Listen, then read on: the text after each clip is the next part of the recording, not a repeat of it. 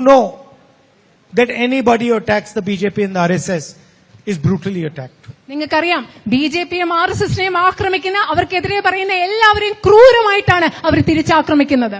I've got 36 cases against me. They took away my government house. They took away my Lok Sabha membership. I'm on bail. I've been interrogated for 55 hours by the ED. അതുപോലെ തന്നെ ഞാൻ അവരെ ആക്രമിക്കുന്നതിന് അവരെന്റെ ഔദ്യോഗിക വസതിയിൽ നിന്ന് എടുത്തു മാറ്റി, എന്റെ ലോക്സഭാ അംഗത്വം റദ്ദാക്കി. ഞാൻ ഇവിടെ ജാമ്യത്തിലാണ് നിൽക്കുന്നത്. അതുമാത്രമല്ല 55 മണിക്കൂറുകൾ നിർത്താതെയാണ് എൻഫോഴ്സ്മെന്റ് ഡയറക്ടറേറ്റ് എന്നെ ചോദ്യം ചെയ്തത്. I want to ask the left front workers and genuine left front leaders, why has your leader, your chief minister, never been interrogated?